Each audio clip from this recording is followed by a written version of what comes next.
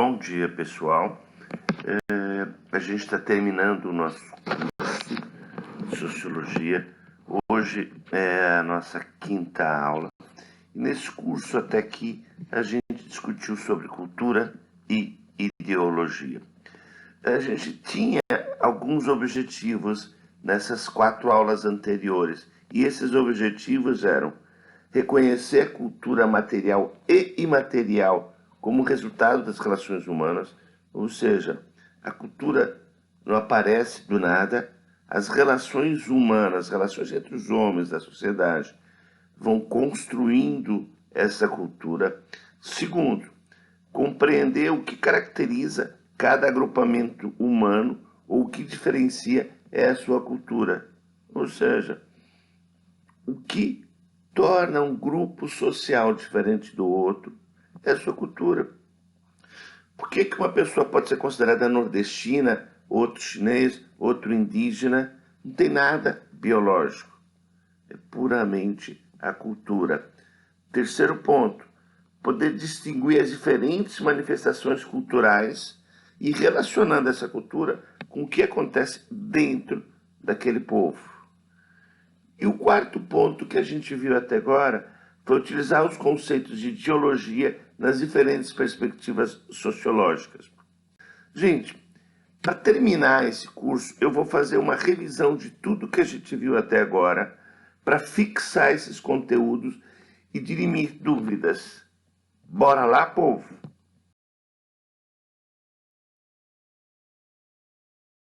Para introduzir essa nossa discussão, quero apresentar alguns pensamentos importantes sobre cultura. Desde que as pessoas nascem, desde o início da humanidade, as pessoas começam a se relacionar entre si e com o mundo que as cercam. E aí, num processo contínuo, ininterrupto, isso vai acontecendo desde o início da humanidade, as pessoas vão construindo o seu mundo e nessa relação elas produzem a sua cultura.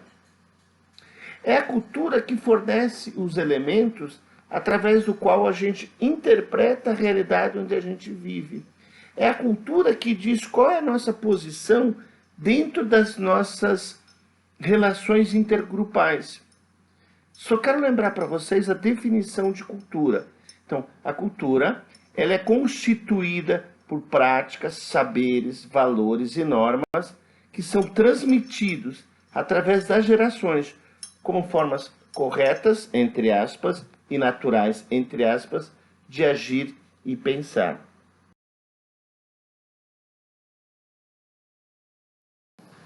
Para resumir, nós somos produtos e produtores da cultura na qual vivemos.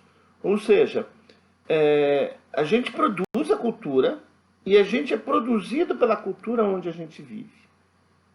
Hoje em dia, com as revoluções dos meios de comunicação, as novas mídias sociais, inclui-se aí o WhatsApp, Facebook, a tecnologia que nos permite acessar informações do mundo inteiro, ganha uma grande importância na criação e na divulgação dos valores e das práticas culturais e da ideologia.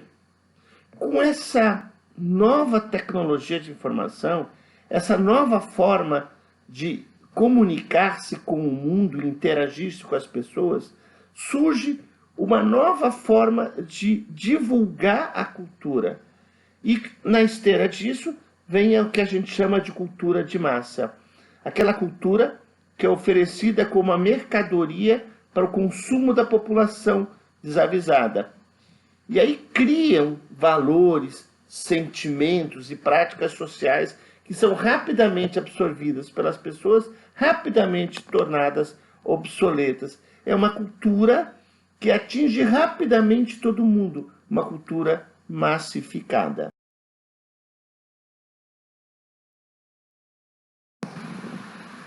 Para essa aula não ficar muito cansativa, eu resolvi vir para a rede, que é mais relaxante. Bom, pelo menos para mim não vai cansar. A cultura, a origem da palavra cultura vem do latim, que significa cuidar, venerar. Daí vem as palavras como agricultura, piscicultura, ou seja, cuidar dos produtos agrícolas, cuidar de peixes. No passado, cultura era entendido como educação formal, ou seja, a pessoa que tinha uma educação formal, ia à escola, por exemplo, era chamada de pessoa culta. Isso no passado. No passado se dizia, a pessoa tem muita cultura, a pessoa não tem cultura. Hoje em dia, se compreende cultura de uma forma completamente diferente. O problema dessa definição anterior é que se dizia que a pessoa que tinha estudado, um físico nuclear, alguém que viajou muito, tinha muita cultura, enquanto um agricultor não tinha cultura nenhuma, ou seja, se julgava as culturas considerando como cultura apenas a cultura formal. Isso mudou completamente. Hoje em dia, a compreensão de cultura é que o agricultor tem a cultura dele, que envolve os hábitos, as tradições, as músicas, as crenças, as histórias dele. Um pescador tem sua cultura. Qualquer povo tem a sua cultura. Grande bobagem dessa história é tentar pensar que uma cultura pode ser superior à outra. Não, gente. Um agricultor, um físico nuclear, um professor, um estudante, cada um tem a sua cultura, seja em que região ele vive.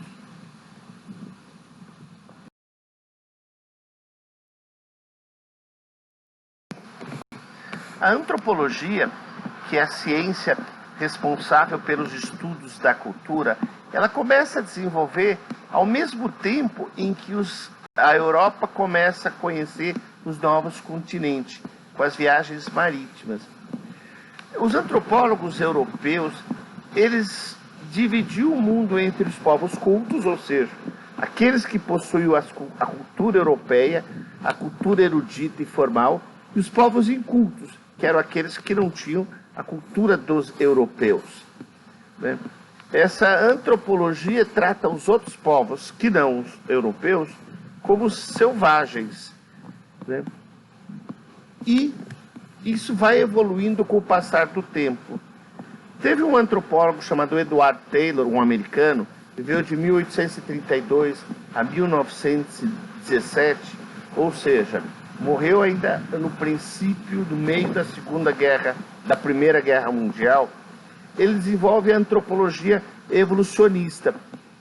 Essa antropologia evolucionista, ainda nos primórdios do desenvolvimento dessa ciência, ela acreditava que todos os povos iriam se desenvolver e ficar como eram os europeus. Ou seja, existiria um caminho único para todos os povos do mundo inteiro e todos iriam se desenvolver para ficar igual aos hábitos dos antropólogos que estudavam. E hoje a gente viu que as culturas seguem seus caminhos diferentes. A tradição oriental segue seu caminho, a tradição dos povos indígenas segue seu caminho. Não existe um caminho único que todos os povos seguiriam. Como vocês perceberam, eu troquei de lado na rede, lá de lá estava muito escuro. Eu acho que assim vocês conseguem me ver um pouco melhor. Franz Boas é um outro antropólogo. Ele vive entre 1858 e 1942. Esse sim morre no meio da Segunda Guerra Mundial, um período já moderno, e ele critica a ideia evolucionista, a ideia de que todas as culturas iriam se desenvolver e atingir o modelo europeu. Ele começa a compreender que cada cultura é um fenômeno particular, cada um tem o seu caminho. Então, ele sai da noção de que as culturas seguiriam uma história. E com isso, não é mais possível comparar as culturas entre as primitivas, as desenvolvidas, ou seja, cada um teria a sua cultura no estágio da sua civilização. Mais tarde, surge também a antropologia funcionalista, já baseada nas ideias de Boas. Essa antropologia funcionalista teve um antropólogo bastante importante, Malinowski. Ele fala que cada coisa de uma cultura, ela só pode ser entendida se você entender qual a função daquele aspecto cultural para o povo que está sendo estudado. Então, sai daquela visão eurocêntrica, ou seja, a visão baseada no modelo europeu, uma visão baseada em que cada cultura tem a sua análise baseada nas suas funções internas. Uma frase muito importante que ele deixa é que as diferenças culturais devem ser respeitadas e valorizadas. A riqueza de cada povo está na sua cultura.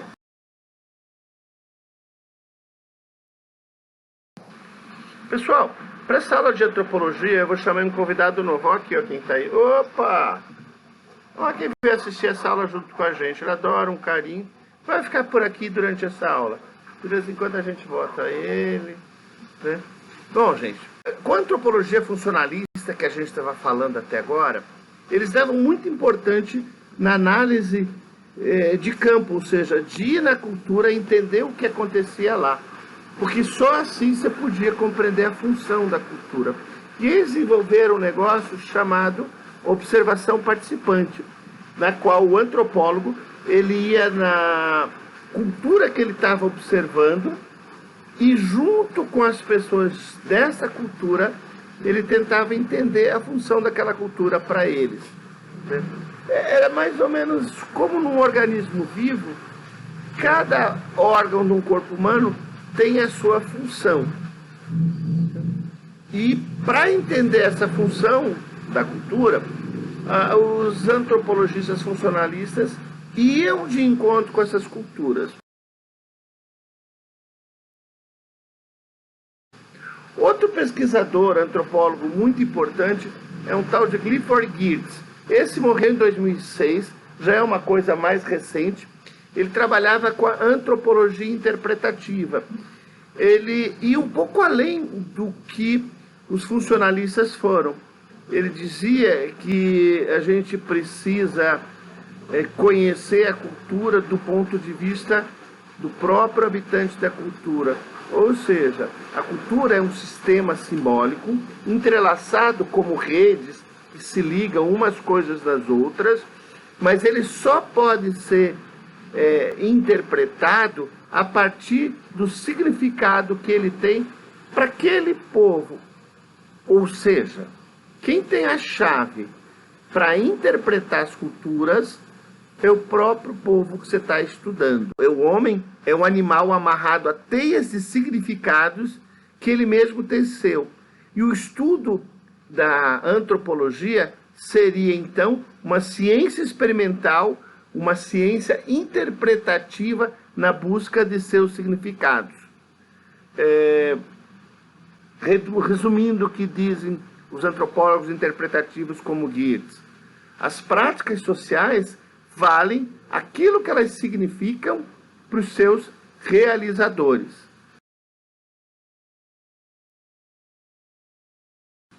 Se manda, Tung, está atrapalhando, eu não consigo raciocinar assim. Ô, Tung, agora vai embora, vai embora. Bom, o Lévi-Strauss, ele considera que existem elementos estruturais básicos, universais, que fariam parte do modo de pensar de cada um dos seres humanos. E eles utilizavam essas maneiras de pensar, essas estruturas, dentro dos contextos sociais, construindo assim a cultura, explicando assim o mundo de cada um desses povos. O que o Lévi-Strauss está falando é que a cultura é formada por patrimônios materiais e imateriais que são ensinados aos seus membros, que os assimilam, os reelaboram, e esses conteúdos vão interagindo com outras culturas e se retransformando o tempo inteiro. Eu acho que com a participação do Tung, ele vai cobrar caro o cachê, a gente conseguiu concluir o que é como a antropologia foi desenvolvendo o conceito de cultura e como a gente chega hoje nessa concepção de cultura, como a teia do Geertz, como as estruturas do Lévi-Strauss. Por hoje a gente para aqui e continua daqui a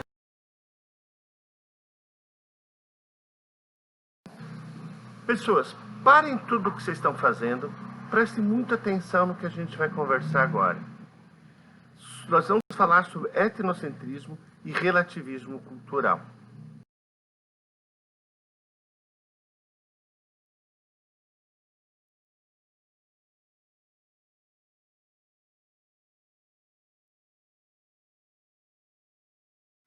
Cada lugar possui características culturais únicas, originais, e que podem parecer para o estrangeiro, para quem não é daquela região, como algo estranho. Porém, quando esse estranhamento se transforma em repúdio, em desprezo, ou na afirmação de que a sua cultura é superior àquela, aí a gente está diante do que a gente chama de etnocentrismo. Para a gente pensar isso, eu vou mostrar uma charge para vocês e eu quero que vocês olhem para essa charge com bastante atenção. A charge mostra duas pessoas e a loira está pensando lá. Ela olha para a moça e diz assim, olha que estranho, tudo coberto, apenas os olhos de fora. A sociedade dela deve ser cruel, machista e dominadora. A outra moça do lado, toda coberta, olha para a loira e diz assim, nossa, que estranho, ela está toda descoberta, apenas os olhos cobertos. Deve viver numa sociedade machista, dominadora e cruel. Quando você pensa nessa charge, você consegue entender que o olhar preconceituoso vindo de fora pode gerar ações que, inclusive, na história da humanidade, levaram a ataques e até destruição de outras culturas. Veja o caso dos indígenas no Brasil. Quando os portugueses chegaram aqui, os jesuítas, eles estranharam a religião dos índios brasileiros e chamavam aquilo de paganismo, que não tinha religião, que eles precisavam trazer Cristo para aquelas pessoas. E atacaram e até mataram alguns indígenas brasileiros para que eles seguissem a nova religião. Essa visão etnocêntrica a gente vai encontrar, por exemplo, também no aspecto religioso, quando os europeus atacam o Oriente Médio nas cruzadas. Também foi um genocídio baseado na visão de que a religião dos europeus era a única válida. A gente vai encontrar isso agora, no presente, quando os americanos culpam os muçulmanos por todos os crimes, uma visão de preconceito e achando que a religião dos americanos é a única válida. Para a gente terminar, eu quero apresentar para vocês com calma os conceitos de etnocentrismo e de relativismo cultural. Então, o que é etnocentrismo? É uma visão de mundo que considera a sua cultura, a cultura do seu grupo social, da sua etnia, mais importante que as demais culturas. O relativismo cultural considera que todas as culturas são legítimas e reconhece que as diferenças são positivas. Afirma que, para compreender a cultura do outro, eu preciso entender a partir do olhar da outra pessoa.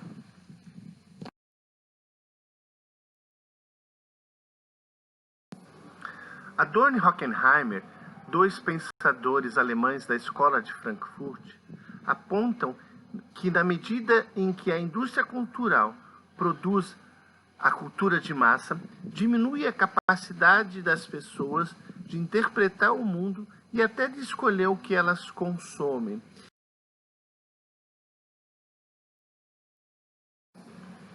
Eles demonstram que na Alemanha nazista, a massificação cultural teve tanta importância na dominação das classes trabalhadoras quanto o totalitarismo político. Assim, a massa é transformada num consumidor homogêneo, moldável e manipulável que vive uma sociedade onde tudo vira mercadoria para consumidores passivos.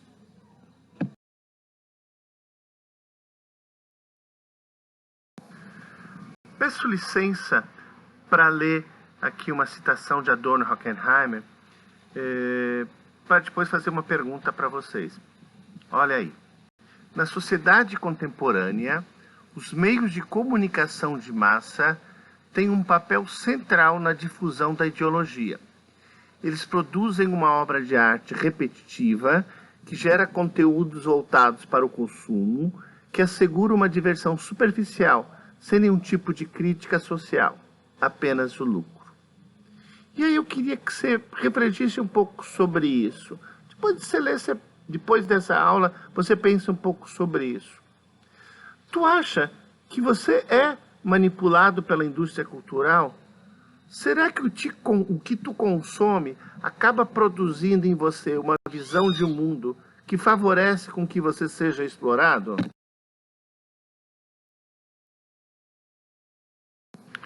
Mais uma coisa para você refletir. Será que a internet nos ajuda a escapar dessa massificação que a indústria cultural nos impõe? Ou será que é um meio mais eficiente de nos tornar massificados? É um meio mais eficiente de trazer esse discurso ideológico da elite a todas as pessoas, inclusive a gente.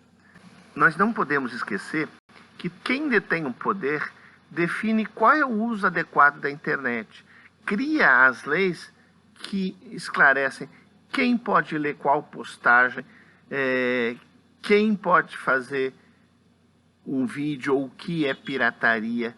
Então, até que ponto hoje a internet está se transformando num instrumento de busca da autonomia dos explorados ou é mais um instrumento de dominação das elites? A sociologia não tem uma resposta pronta para isso. Quem sabe você produz o que você pensa sobre isso de uma forma crítica, saindo dos chavões massificados. Diariamente são produzidas centenas de músicas no Brasil e no mundo. No entanto, a maioria das pessoas consome sempre as mesmas músicas repetidas vezes. Até que ponto a gente tem liberdade de escolha? Quantas vezes você ouve música que está fora da grande mídia?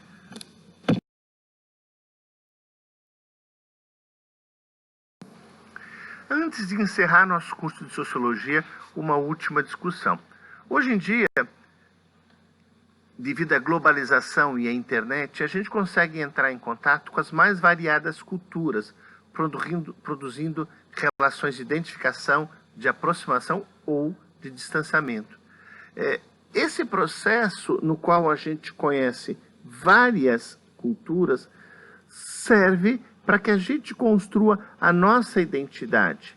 E essa nossa identidade vai produzir um sentimento de reconhecimento, de que eu pertenço àquele grupo social, porque eu compartilho dos mesmos valores, da mesma cultura.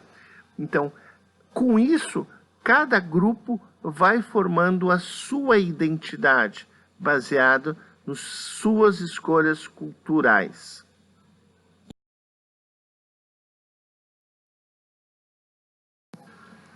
Com a globalização, as identidades nacionais estão perdendo espaço para uma identidade mundial. Por exemplo, quantas pessoas compram camisa de ABC e América e quantas pessoas compram a camisa Barcelona e Real Madrid? E aí acaba surgindo novas identidades mundiais e fragmentadas. Além disso, essa globalização ela tem um papel mundial, na qual os movimentos sociais usam esses canais como expressão da sua opinião, seja o MST, o movimento dos negros latino-americanos ou o golpe da elite dominante da Bolívia.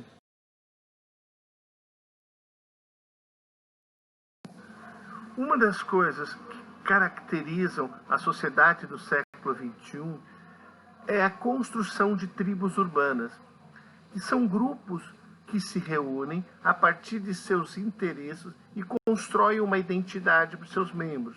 Por exemplo, o grupo dos marombados, o grupo das patricinhas, o grupo dos nerds, o grupo dos politizados.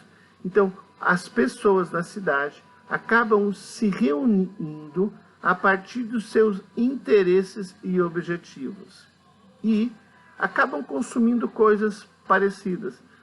Por exemplo, para você fazer parte do grupo dos punks, você tem que consumir produtos ligados ao mundo punk.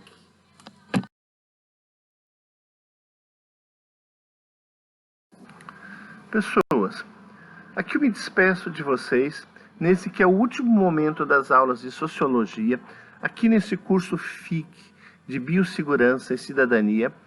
E não os conheci pessoalmente, mas quero deixar aqui um grande abraço para todos. Espero que a gente tenha oportunidade de trocar figurinhas presenciais. Um grande abração para todos.